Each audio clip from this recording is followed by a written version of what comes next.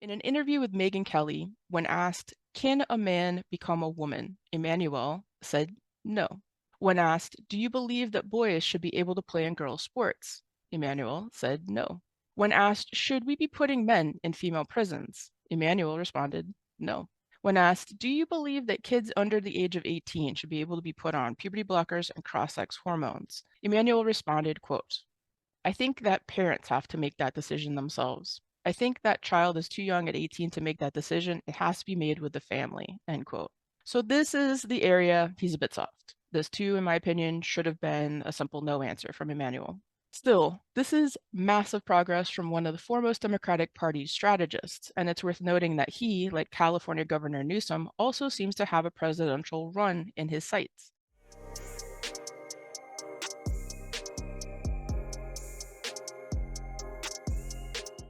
Hello, everyone. Welcome to the LGB Alliance USA News Roundup for July 25th, 2025. We are here with Jos and me, Arianne. First, a summary of the news. More U.S. medical providers ban or restrict pediatric gender medicalization. The Amherst School District must reinstate a school guidance counselor who expressed LGBTQ unfriendly views. U.S. fencing and the U.S. Olympic Committee moved to ban males from the women's competition, and Democratic advisor and politician Rahm Emmanuel admits you can't change sex. We'll start in Western Massachusetts with the story of Delinda Dykes, a former Amherst Regional Middle School guidance counselor who was recently ordered reinstated after being fired for her allegedly anti-LGBTQ views. Dykes' employment saga began in 2023 when she was subject to an expose in The Graphic, that is, the Amherst Regional High School's paper. The Graphic's expose claimed that she, along with another guidance counselor, quote, routinely misgendered and dead-named transgender students and staff, invoked anti-LGBTQ prayer at school, allowed religion to overflow into conversations with students and staff, and failed to provide support to students who were facing gender-based bullying or intimidation at school, unquote. Dykes' position was terminated in 2023 following the expose, but she appealed through arbitration. On July 16th, Western Mass News reported that Dykes had won her arbitration case and the school district must reinstate her. Amherst School Superintendent Dr. E. Xiomara Herman tried to mollify concerns about the decision from LGBTQ activists by saying, quote, "We have to reflect as a district and see how we shift and pivot and move forward to make sure our commitment to students being student-centered and inclusive to where we celebrate students' identities. It's not an easy road ahead, but it's one everyone is committed to moving towards," unquote. That didn't satisfy everyone, however. On Tuesday, the 22nd of July, students protested Dykes' reinstatement in front of the regional school committee. So what do I make of this whole saga? First, I read the expose in The Graphic. From what I could tell, the vast majority of examples offered of Dykes' anti-LGBTQ views were about the trans rather than the LGB. She was accused of, God forbid, using sex-based pronouns, for example. There was an allegation that she failed to address homophobic and transphobic bullying, though it doesn't seem to me like that was entirely fair. In one example, a student named James, who is presumably a female who identifies as a boy, complained of homophobic and transphobic bullying, but the article says that Dykes did in fact call James bully and issued a stern warning. The Graphic expose says that James was ridiculed when she tried to enter the boys' restroom in accordance with her gender identity, and was further ridiculed when she went into the girls' restroom instead. And apparently Dykes is faulted for not doing a good enough job at protecting James. But here's the thing. Massachusetts law requires that students be allowed to use the bathroom of their gender identity, and in my opinion, this is a recipe for trouble. I think it's perfectly fair for kids to express alarm at a student of a different sex in their bathroom. It's a privacy and safety concern. I think Massachusetts law is to blame here for pitting students against each other.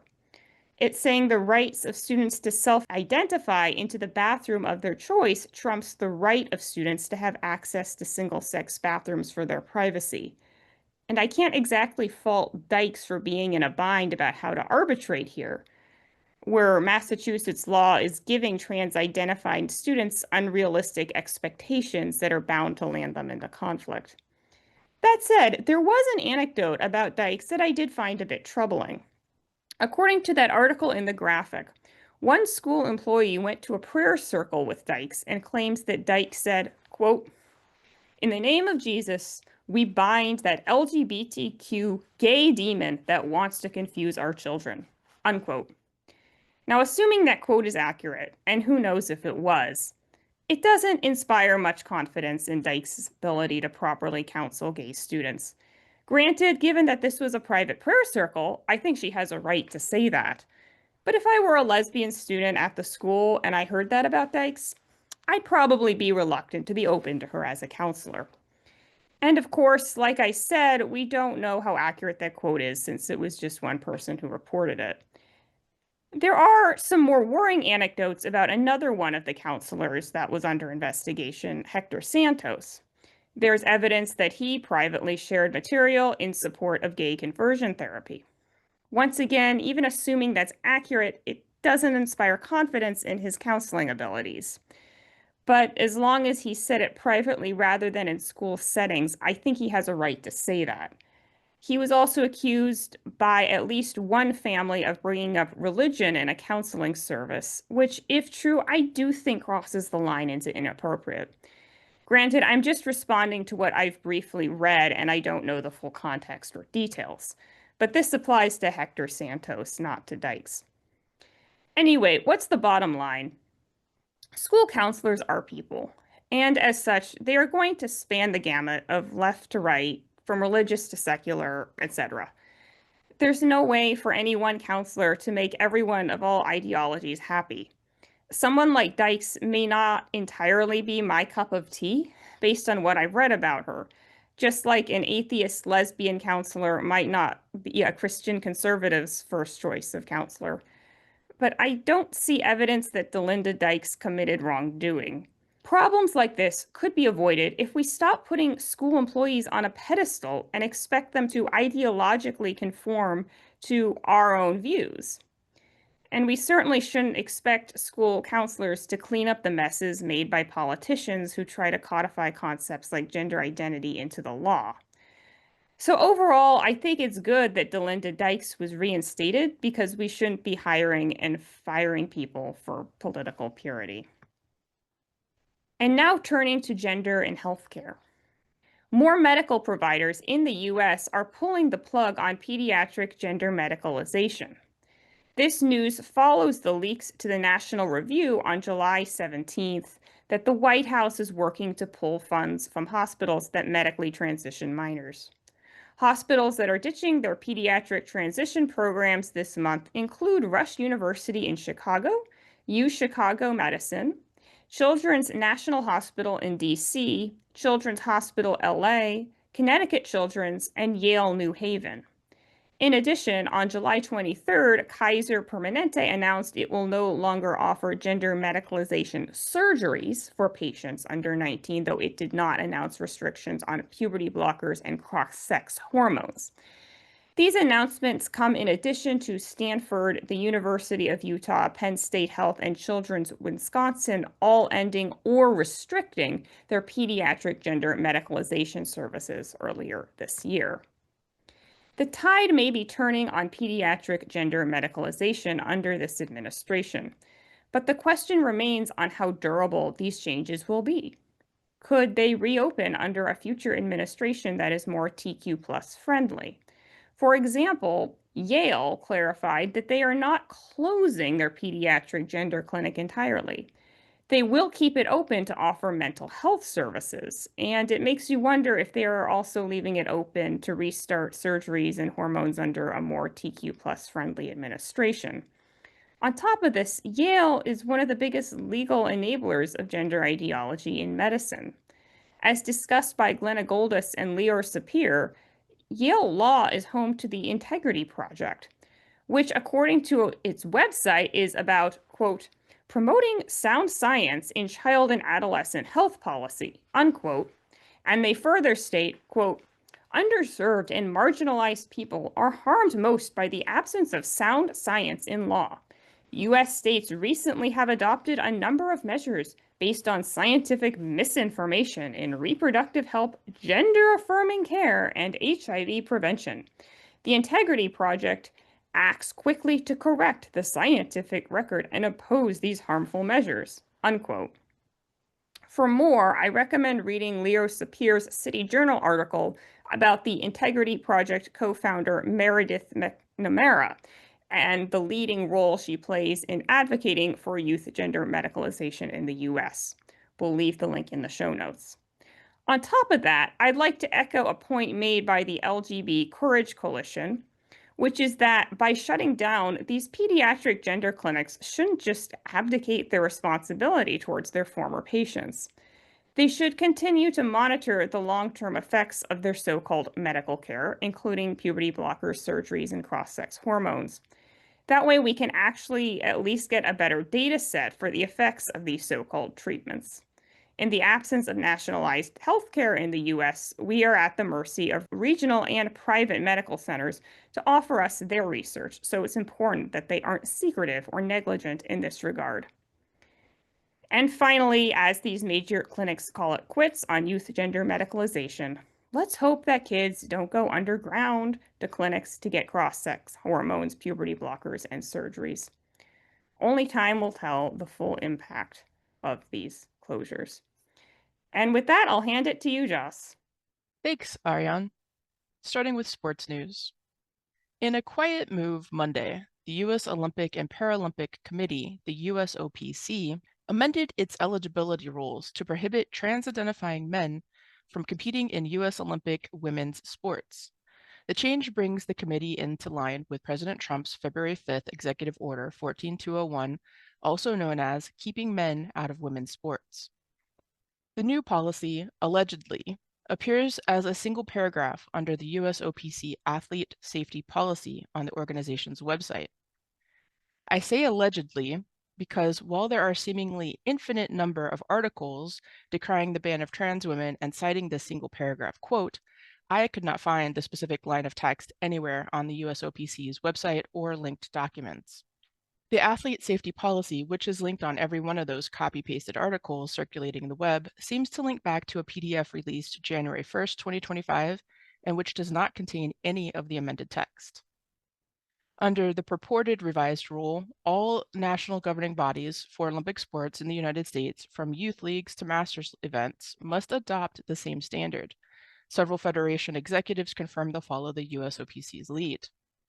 In an email to the Team USA community, CEO Sarah Hirschland and President Gene Sykes said the committee engaged in, quote, respectful and constructive conversations with federal officials, end quote. And as a federally chartered organization, they must comply with federal expectations. They pledge to assist each federation with implementation.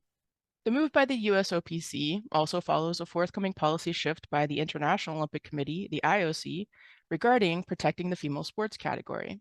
The IOC faced criticism for the way it handled the 2024 women's boxing tournament after two males who were previously disqualified from the World Boxing Championships women's category were allowed to compete in the 2024 Olympics in Paris. They were disqualified from the WBC because they aren't biologically female and they never should have been allowed to compete in the women's category. Last month, the newly installed IOC president, Christy Coventry, began the process of establishing a task force to develop a new policy to protect female sports category, following overwhelming support for such a shift by IOC members. About this shift, she said, quote, it was very clear from the members that we have to protect the female category first and foremost. We have to do that to ensure fairness. And we have to do it with a scientific approach and with the inclusion of the international federations who have done a lot of work in that area, end quote. It is expected that the new policy will prohibit trans-identifying athletes and athletes with a difference of sex development from competing in the female category. Unfortunately, the results of the awards from the 2024 Olympics will stay as they are, with 2 men winning gold in women's boxing. Among the first to respond to the USOPC shift was USA Fencing, which posted its own trans athlete policy, which is set to take effect August 1st, 2025.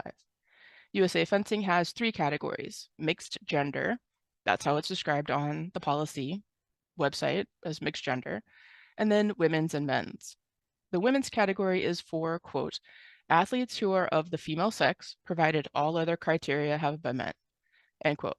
And the men's category is, quote, open to all athletes not eligible for the women's category, including transgender women, transgender men, non-binary, and intersex athletes, and cisgender male athletes, provided that all other entry criteria have been met, end quote. Thank you to Stephanie Turner, who suffered the consequences of taking a knee against trans-identified male fencer Redmond Sullivan, which spurred this shift by USA Fencing. Turner's opening remarks to the U.S. House Committee on Oversight and Accountability were brilliant. I'll share a bit of info from her statement, but suggest you read her full opening remarks, which are linked in our show notes. She mentioned spending an estimated 7,000 hours training and $100,000 in lessons, fees, equipment, and travel over the course of 12 years in fencing.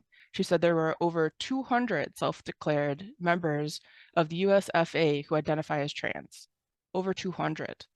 That's fairly mind-blowing after reading a slew of articles for the segment and seeing how NBC News coverage sought to diminish the impact of trans athletes on women's sports.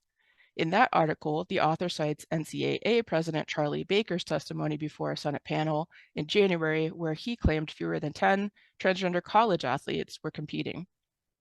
It's the common line that trans activists use, that there's supposedly so few trans-identifying males competing in the women and girls division that they shouldn't make such a big deal about it. To just be kind, shut up, and take the loss on the chin like a good sport, or to simply get good. Turner speaks to this too in her statement. I'm going to jump around a little bit with these excerpts, but these are direct quotes. Athleticism is powerful in fencing and works in equal parts with strategy and technique. It's unbelievably demeaning to female fencers to put down the differences between men and women and any woman's loss to a man as a skills issue, or that a woman simply needs to work harder. Within the USFA authoritative body, there is a culture of intimidation toward women, which demands that we be silent when men enter our tournaments. A culture that includes public humiliation, doxing, social ostracism, dismissal, and even threats. The USFA, up until my protest, has been unresponsive to women's demands for fair fencing and instead doubled down on efforts to promote male inclusion in the female category. Leadership was not only ignoring women, but encouraging and glorifying these men. It felt like there was no place for women in USFA fencing, end quote. What she and so many other women and girls have gone through is absolutely gutting. These shifts by sports governing bodies are like a breath of fresh air. It looks like, finally, at least for the time being, the female category may actually be for women and girls again. Moving now to a story about seemingly one of the few Democrats to pay attention to the staggering Democratic losses during the last election cycle. Rahm Emmanuel has a long history in the Democratic Party. His involvement with Democratic Party organizing goes back as far as at least 1984. Notably, in 92, he was the director of the Finance Committee for President Bill Clinton's presidential primary campaign and worked in the administration in various capacities after Clinton was elected. He represented Illinois in the U.S. House of Representatives for 3 terms from 2003 to 2009. He was the Democratic Congressional Campaign Chair in 2006 when the Dems won control of the U.S. House for the first time since 1994. He was briefly President Obama's chief of staff before resigning to run for mayor of Chicago, where he was Chicago's mayor from 2011 to 2019. And President Biden nominated him to be the 31st ambassador to Japan in 2022, a position he held until the end of the Biden administration.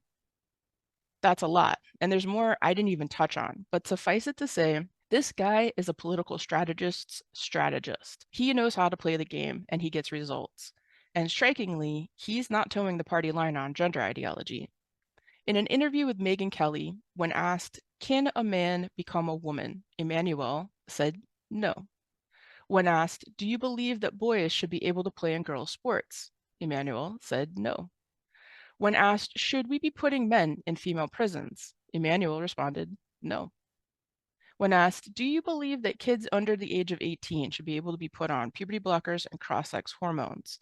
Emmanuel responded, quote, I think that parents have to make that decision themselves. I think that child is too young at 18 to make that decision. It has to be made with the family, end quote. So this is the area he's a bit soft. This too, in my opinion, should have been a simple no answer from Emmanuel. Still, this is massive progress from one of the foremost Democratic Party strategists, and it's worth noting that he, like California Governor Newsom, also seems to have a presidential run in his sights. You'll recall that Newsom said that it's deeply unfair for trans-identifying males to participate in girls' sports in an interview with Charlie Kirk. Even out gay politician Pete Buttigieg seems to be distancing himself from trans dogma by removing his pronouns from his X profile recently. Now, are these clarion calls to the Democratic Party to make an about face on trans issues? No. But this is all very hard to miss when you're looking as closely as I am and as other Democrats are who have felt politically homeless for the last many years. We've seen little signs of resistance from lesser known Democratic politicians here and there over the years, but they almost always either backtracked or were summarily ousted by LGBTQ lobbying efforts and the Democratic Party itself. Representative Marvin Robinson served one term in the Kansas House before losing his reelection bid to a fellow Democrat. His loss came after voting with Republicans to overturn Governor Laura Kelly's veto of the Kansas Fairness in Women's Sports Act. LGBTQ Nation reminded Robinson and other Democrats what happens to those who fail to toe the party line with this headline. This Democrat helped the GOP hurt trans kids. He just lost his reelection bid. You may recall last year we reported on Sean Theory, who was a Democrat in Texas until she was primaried out of office by the Texas Democratic Party. Why did her own party primary her? For voting against gender medicalization of minors and in favor of sex-specific sports categories for Texans. Theory left the Democratic Party after being primaried and is now a registered Republican. She had been in the Texas House since January of 2017. The woman who succeeded her and who the Texas Democratic Party rallied behind as a Black queer woman lives with her spouse, a man, and her 2 kids. That just tells you everything you need to know about how the term queer is used for any and everyone. But back to the point at hand. Theory is now the director of political strategy for the U.S. arm of GenSpec, but she was ousted for wrongthink, and it wasn't all that long ago. It was last summer. But it was all before the Democratic Party suffered massive losses at the polls that many attribute to the party opting to die on the hill of gender ideology. Seems to me that possibly the most formidable Democratic strategist of modern times may have just opened the door for others to step off that hill. Rather than push platitudes and be kind rhetoric to the point of stupidity and absurdity, they can vote their conscience and vote along with their constituents rather than force their constituents to die on the hill of gender with them. I've been talking about the tide turning for a while. This feels like a tsunami. I will say, Emmanuel joked with Kelly about going into witness protection for daring to express wrongthink. So maybe it's not a full tsunami, but I'm hopeful the tide has finally and truly turned. I'm curious what you think, Arianne. Thank you for that reporting. Wow, you did a good job at carefully explaining what exactly Rahm Emmanuel said and didn't say. What I remember about Rahm Emmanuel back in the day when he was involved in the Obama administration is he had a reputation for being a guy who liked to work with the more conservative Democrats, the so-called blue dog Democrats that were largely Southern Democrats who were more socially conservative than most other members of the party, and that Rahm Emmanuel, I think, got some flack from the more progressive wing for working with them on things like Obamacare. So it's not entirely surprising that of all like the big Democrat players here, he would be the one to say this because he seems to be the kind of guy who has an intuition for what is a more moderate stance to take and understanding like it seems like his priorities have always been like winning elections and actually getting stuff done rather than ideological purity. So I can easily see him taking that stance for that reason. I'm curious now to know what, I mean, how would I know? I wish I could know what exactly is going on behind the scenes of the Democratic Party now, and knowing, okay, what are the other people in sort of that are more like in Rahm Emmanuel's faction? What are they? Who are they? There's got to be more versus the progressives who are working against that. I suspect there's a lot going behind the scenes on that I'd like to know more about. Not that there's any way I'm going to be able to know more about that, because I'm sure the Democrats are not going to want to publicly talk about that. Yeah, it definitely seems there's a factional divide happening along these lines on gender. At least that's the way I'm perceiving it with this story and other notable Democrats kind of quietly shifting away from being so fixed in their position on the trans issue. So even reading about Pete Buttigieg, it may not seem like that big of a deal that he removed his pronouns from his ex profile, but it's a really big deal, honestly, for especially for an out gay man. That's pretty huge. I agree, and I didn't know that about Pete Buttigieg. That's promising. I mean, I have been all over the place this past year in terms of mood swings between optimism and pessimism. I was so pessimistic when Democrats used the filibuster to block the what was it, the Protect Women and Girls in Sports Act, because I thought, without federal legislation, these executive orders Trump's doing are going to be repealed under a Democratic administration. But now I'm thinking, okay. I could see a scenario where Democrats more, like you said, sort of quietly deprioritize this issue. And when they come back into power, just let Trump's decisions be. That they don't even necessarily have to publicly repudiate what the party previously said, just said, okay, things have changed. Those hospitals already made the decision to close, the US Olympics. They made their decision. We have no desire to, you know, challenge them on that. So it's possible that some of the Democrats are sort of bracing themselves for a sort of quiet, passive about face.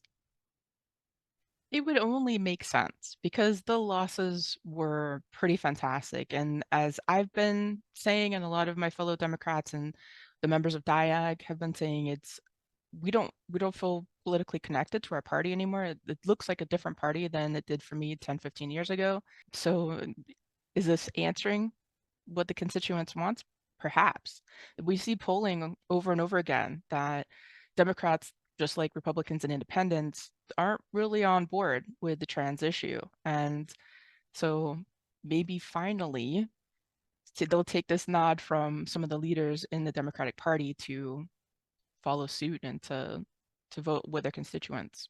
Yeah, and I do think, I mean, obviously it's probably going to matter, how the elections shake up. And I'm not even just talking about like, do the Democrats do well in the midterms and the next president election? I mean, I'm talking even more specific things like in this past election, people were talking about how there was evidence that Kamala Harris is for they, them, not you, that those ads were effective. Is there going to be evidence that similar campaigning is going to be effective next time around? Are there specific Democrat candidates that are going to do better than others according to that issue? They're going to be all looking at that very carefully.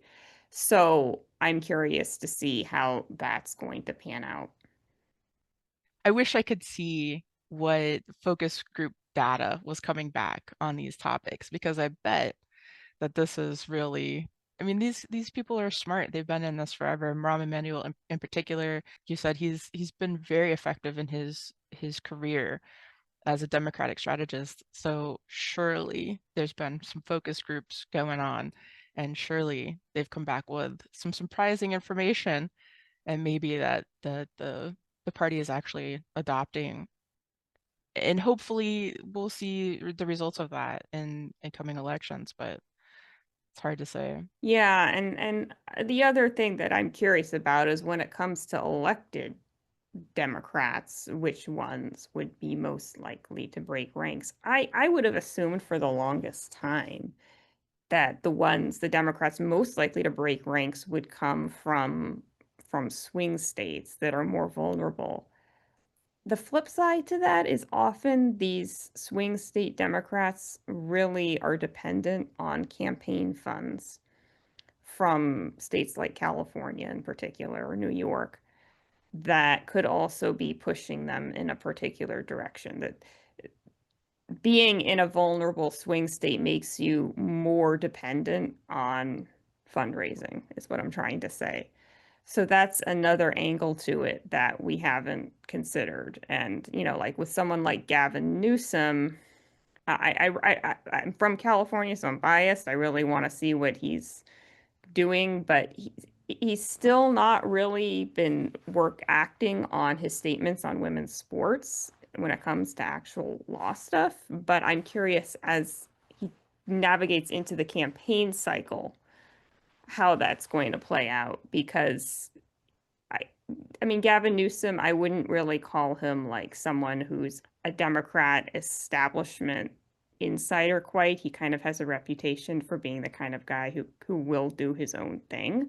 So I'm curious to see how that will play out or if he'll just be another flop. There's so many ways that this could go that I want to know what's happening behind closed doors and have some kind of idea of what we could be looking at for the future. We also reported recently about that new super PAC, trans super PAC that's being run by a 19-year-old and given hundreds of thousands of dollars to push Democrats to toe the party line. So it will be interesting to see which fall to that and go along with it. I mean, there are already notable people like AOC and really all of the people that kind of circle Elizabeth Warren's trajectory in the House.